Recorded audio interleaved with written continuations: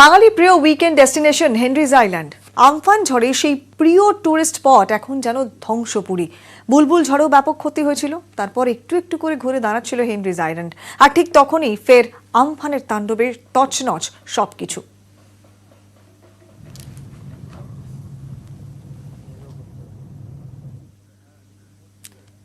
Henry's আইল্যান্ডের সেই ছবি, তছনছ হয়ে গিয়েছে সমস্তটাই।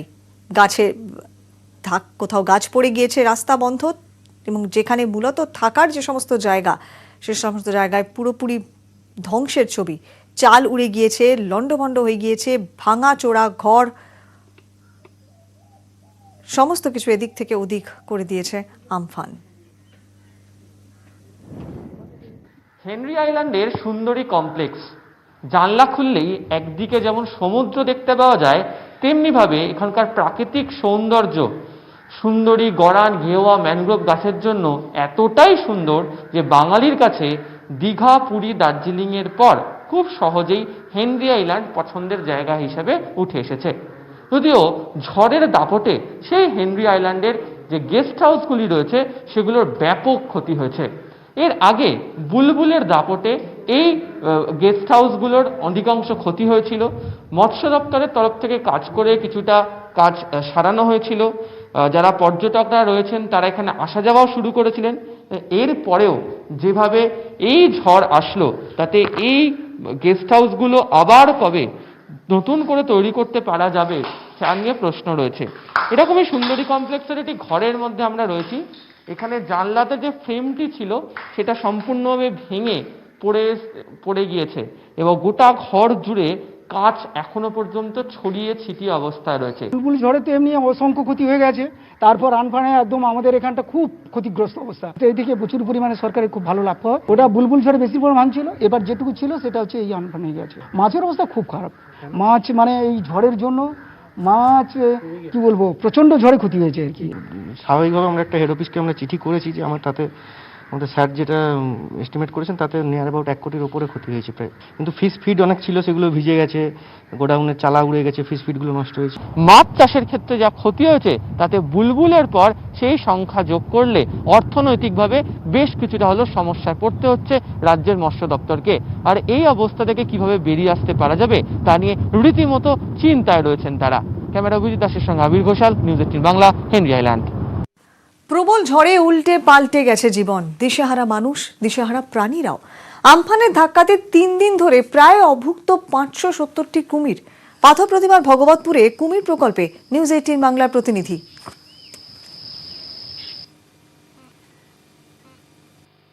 খাবার পাওয়া যাচ্ছে না, এখন কি করব? এই তো লকডাউন, বাজারে খাবার পাওয়া যাচ্ছে না, ঝড় ঝাড়তে খাবার পাওয়া যাচ্ছে না, তাই আমরা এই তো দাঁড়িয়ে আছি। কি করব, এই দেখাশোনা করছি কুমিরের। যাক, নদী থেকে মাছ কাঁকড়া ধরে নিয়ে এসেও দিচ্ছি, তাতে হচ্ছে না। বড় বড় কুমিরে তাতেও হচ্ছে না। এই তল্লাটে একটি মানুষের দেখা নেই।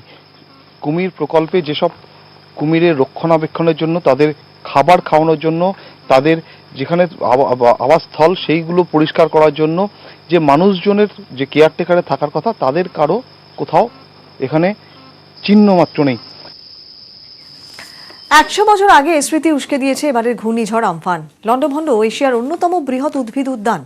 ঝড়ের ঝাপটাতে বেসামাল শিবপুর বোটানিক গার্ডেনের গ্রেট বানিয়ান ট্রি। 270 বছর বয়স, 1.6 হেক্টর জমি জুড়ে ছড়িয়ে এই বৃদ্ধ বট, যাকে অনেকে ওয়াকিং ট্রিও বলে থাকেন। ঝড়ে উপড়ে গেছে এই বটের 4 ভাগের 1 ভাগ। 100 বছর আগের এক ঝড়ে উপড়ে গিয়েছিল বটগাছের মূল কাণ্ডটি, তারপর এলো আমফানের ধাক্কা।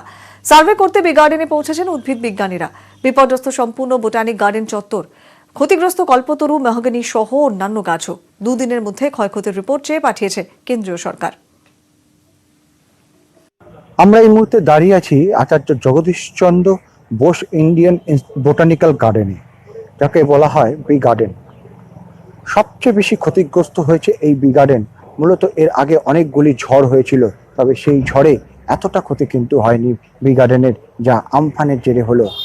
শুধু ক্ষতি হয়েছে বি গার্ডেনের তা নয়, ক্ষতি হয়েছে আমাদের রাজ্যের সবচেয়ে বয়স্ক সিটিজেনের, অর্থাৎ গ্রেট বানিয়ান ট্রিয়ের প্রায় 1/4 ক্ষতিগ্রস্ত হয়েছে এই ঝড়ে। কারণ এটা আমাদের বাগানের মধ্যে সব থেকে বৃদ্ধ গাছ ছিল, 270 বছর যার বয়স। আর 1.6 হেক্টেয়ার ক্যানোপিওয়ালা গাছ, গিনিস বুকে নাম ছিল এই গাছটার, তারও কিন্তু অনেকটা পোর্শনই ক্ষতিগ্রস্ত হয়েছে।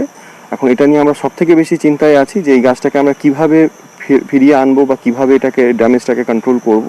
100% পসিবল তো বলা এখন এই মুহূর্তে সম্ভব হচ্ছে না, কিন্তু জিনিসটা হচ্ছে যে আমরা এখানে অ্যাসেসমেন্ট করছি যে প্রপ রুটসগুলোকে আবার ফিরিয়ে দাঁড় করানো সম্ভব হবে, আমরা অবশ্যই কিন্তু ওটার জন্য চেষ্টা করব। মেরুদণ্ড ভেঙে দিয়েছিল করোনা, আর আমফানে বইপাড়ার সর্বনাশ। কলেজ স্ট্রিট জুড়ে এখন হাহাকারের ছবি। ছোট বড় প্রকাশনার ঘর জল থই থই করছে, ভিজে কাদা বই শুকোচ্ছে রোদে।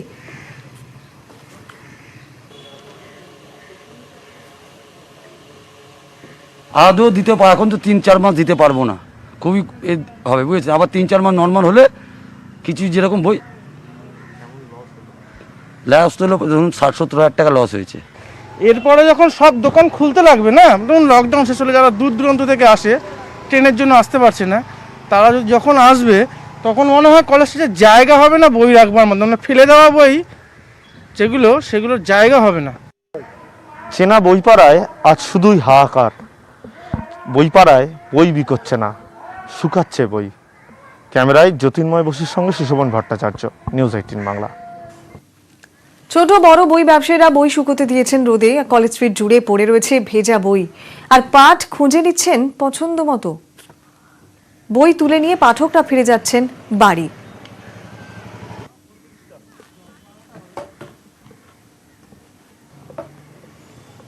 দেখতে পাচ্ছেন পাঠকরা কিভাবে নিজেদের মতো করে পছন্দের সব বই নিয়ে যাচ্ছেন। পয়সা করে কোনো বিষয় নেই, বইগুলো পড়ে নষ্ট হচ্ছে, অন্তত তারা বাড়িতে সংগ্রহে রাখতে পারবেন। কিন্তু এর থেকে সব থেকে বেশি অসুবিধার মধ্যে পড়েছেন এই বিক্রেতারা। এখান থেকে যাবার পথে দেখছি এই অমূল্য রত্ন রাস্তার ধারে পড়ে রয়েছে, একান্ত নির্যাতন একেবারে। তো মনে হলো যদি কিছুটা মূল্য দিতে পারি, আর আমার নিজস্ব খুব প্রয়োজন আছে, বই আমার খুব পছন্দের জিনিস। আমার একটা ছেলে বিটেক করছে, আর একজন নিটের এক্সামের জন্য প্রিপারেশন নিচ্ছে, তো তাদের প্রয়োজনীয় প্রচুর বই এখানে হেলায় পড়ে রয়েছে।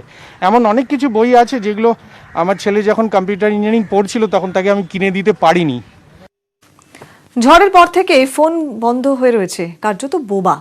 ইন্টারনেটও বন্ধ, ফলে দিল্লি এবং ক্যালিফোর্নিয়ায় থাকা ছেলেদের সঙ্গে যোগাযোগ এখন একেবারে বিচ্ছিন্ন। চরম বিপাকে পড়েছেন ব্যারাকপুরের বৃদ্ধ ভৌমিক দম্পতি। শেষমেশ নিউজ 18 বাংলার সঙ্গে যোগাযোগ, আর তাতেই সমস্যার সমাধান।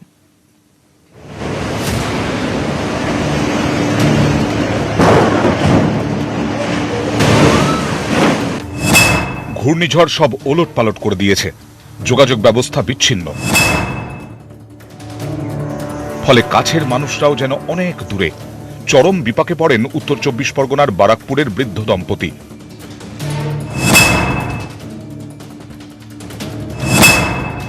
অবসরপ্রাপ্ত ব্যাংক কর্মী RK ভৌমিক ও তার স্ত্রী মণিদীপা। দুই ছেলেই চাকরি সূত্রে বাইরে, একজন দিল্লিতে, আরেকজন থাকেন ক্যালিফোর্নিয়ায়। ঝড়ের পর থেকে টেলিফোনে কেউই যোগাযোগ করতে পারেননি, ফলে অসুস্থ বৃদ্ধ বাবা এবং মায়ের জন্য চিন্তা বাড়ছিল। এই সময়ে সোশ্যাল মিডিয়াকে কাজে লাগিয়ে নিউজ 18 বাংলার সঙ্গে যোগাযোগ।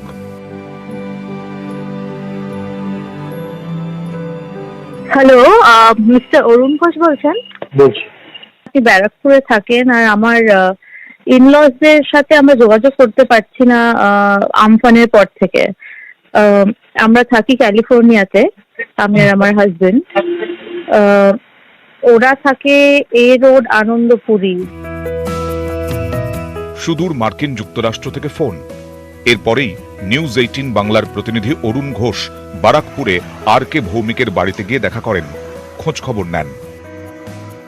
আমার হাজবেন্ড তো খুবই অসুস্থ, ওনার নেবুলাইজার, অক্সিজেন, বাইপ্যাপ অল্টারনেট লাগছে সমস্ত সময়। এখন কারেন্ট এসেছে? এইমাত্র এসেছে। আর এখন এই মুহূর্তে কোনো অসুবিধা আপনার? এই মুহূর্তে না, এই মুহূর্তে এখনো ফোনে কারোর সাথে যোগাযোগ করতে পারিনি। ভৌমিক দম্পতির বাড়ি থেকেই আমেরিকায় যোগাযোগের চেষ্টা করে নিউজ 18 বাংলা, কিন্তু তখন যোগাযোগ করা যায়নি। এর কিছুক্ষণ পরেই আমেরিকা থেকে নিউজ 18 বাংলার প্রতিনিধির মোবাইলে ফোন। ভৌমিক দম্পতি পুত্রবধূ সঞ্চারী ঘোষ ফোন করেন, জানতে চান মা বাবা কেমন আছেন? বিদ্যুৎ পরিষেবা পাচ্ছেন তো? নিউজ 18 বাংলার থেকে সব খবর পেয়ে আশ্বস্ত হন বৃদ্ধ দম্পতির ছেলে ও তার স্ত্রী। বৃদ্ধ দম্পতিও ছেলের খবর পেয়ে খুশি। উত্তর 24 পরগনা থেকে অরুণ ঘোষ, নিউজ 18 বাংলা। বঙ্গোপসাগরে লুকিয়ে রয়েছে যত রহস্য। একের পর এক বিধ্বংসী ঘূর্ণিঝড়ের আঁতুড়ঘর এই বঙ্গোপসাগর। সমুদ্র জুড়ে কেন এত তোলপাড়? ওয়েদার আন্ডারগ্রাউন্ড নামে একটি ওয়েবসাইট বলছে বিশ্বের 35টি সব থেকে ভয়ঙ্কর ঘূর্ণিঝড়ের মধ্যে 26টির জন্মই বঙ্গোপসাগরে। বিশ্ব উষ্ণায়নেই সমুদ্রের এত রুদ্র রোষ, এমনটাই বলছেন বিজ্ঞানীরা।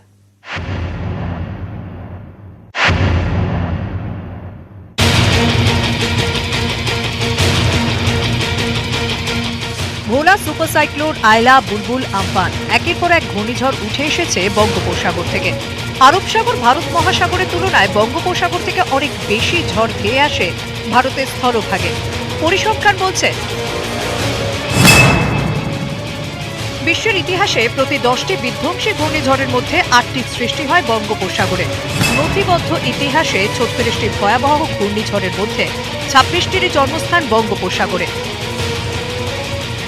ভূতাত্ত্বিকদের মত, বঙ্গোপসাগরে ত্রিভুজাকৃতি ও অগভীর তলদেশী ঘূর্ণিঝড় তৈরির আসল কারণ। বঙ্গোপসাগরে জলতলে তাপমাত্রা ও আর্দ্রতা ঘূর্ণিঝড় তৈরির আদর্শ। সারা বছর বঙ্গোপসাগরে জলতলে তাপমাত্রা থাকে 28 ডিগ্রি সেলসিয়াস। বিশ্ব উষ্ণায়নে কি বেশি ঝড়? বিশেষজ্ঞদের মতে বিশ্ব উষ্ণায়নও বঙ্গোপসাগরের বুকে ঘূর্ণিঝড় তৈরির ক্ষেত্র আরও উর্বর করছে। মে মাসের প্রথম 2 সপ্তাহে বঙ্গোপসাগরের কিছু অংশের তাপমাত্রা চমকে দিয়েছিল পুনের ইন্ডিয়ান ইনস্টিটিউট অব ট্রপিক্যাল মেটেরিওলজির বিজ্ঞানীদের। জলের তাপমাত্রা 26.5 ডিগ্রি সেলসিয়াসের উপর উঠলে ঘূর্ণিঝড় তৈরির অনুকূল পরিবেশ তৈরি হয়।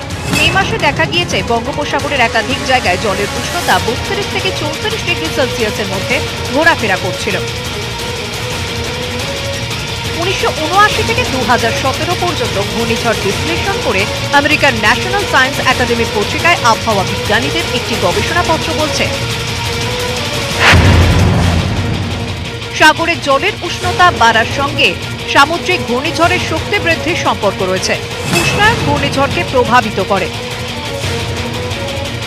বিশেষজ্ঞরা বলছেন সাগরের জলের তাপমাত্রা বেশি থাকলে বাষ্পায়ন বেড়ে যায়, তা শুষে ঘূর্ণিঝড় প্রচুর শক্তি সঞ্চয় করে। মৌসুম ভবনের তথ্যেও একই ইঙ্গিত রয়েছে। 2017 সালে বঙ্গোপসাগরে 3টি, 2018 4টি, 2019 3টি ঘূর্ণিঝড় তৈরি হয়েছিল। 10টির মধ্যে 7টি ঘূর্ণিঝড়ই প্রবল আকার নিয়েছিল। সমুদ্র বিজ্ঞানীরা নিশ্চিত অস্বাভাবিক এই উষ্ণতাই আমফানকে প্রবল শক্তিশালী করে তুলেছিল। তাদের সাবধানবাণী, বিশ্ব উষ্ণায়নকে বাগে আনতে না পারলে সাগরের জল আরো গরম হয়ে উঠবে, আর বঙ্গোপসাগর উষ্ণ হয়ে উঠলে আগামী দিনে আরো বেশি সংখ্যায় মারাত্মক ঘূর্ণিঝড় তৈরি হবে। নিউজ 18 বাংলা।